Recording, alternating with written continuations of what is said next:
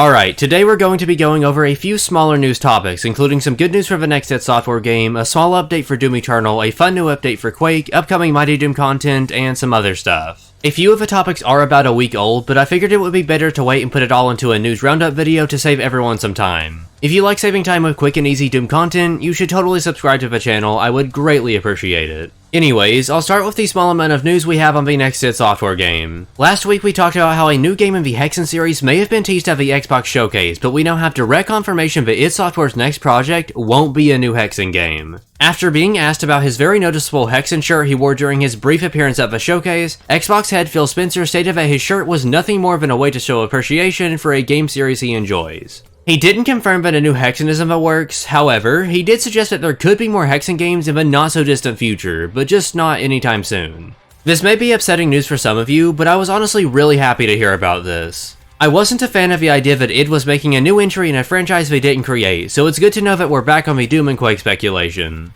On top of this, it's worth noting that the heads of Xbox and Microsoft Gaming have recently expressed how excited they are for id Software's next project. No details have been revealed, obviously, but the way they talk about it definitely makes me feel like it's something really special. I'm sure that most of us will absolutely love whatever it is, I just hope it is revealed relatively soon.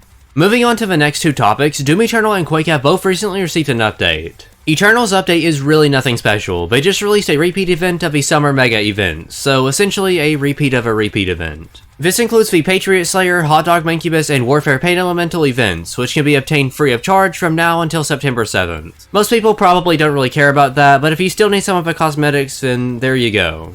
While none of the Doom content is new, the update to Quake has some brand new summer-themed items, and they're pretty cool.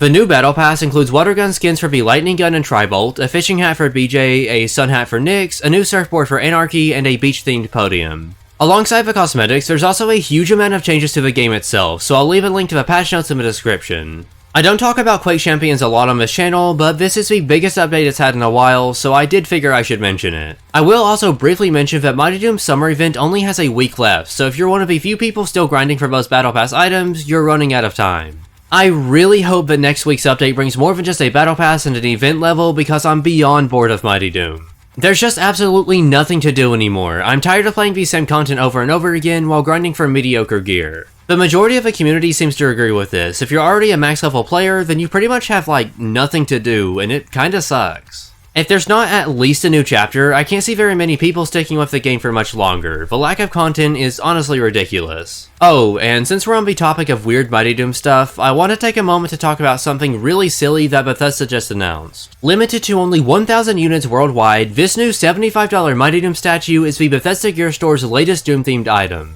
For a pretty high price tag like that, you would probably expect this thing to be at least a foot tall, but it's actually only 5 inches. I typically don't bring up merch on the channel, but this is just so ridiculous that I felt like I needed to share this. I mean, it's an extremely limited edition $75 statue that's not even half a foot tall. This makes the overpriced Eternal minis look reasonable. Like, don't get me wrong, the statue looks great, but it's comically overpriced for what you're getting. I thought it was pretty amusing.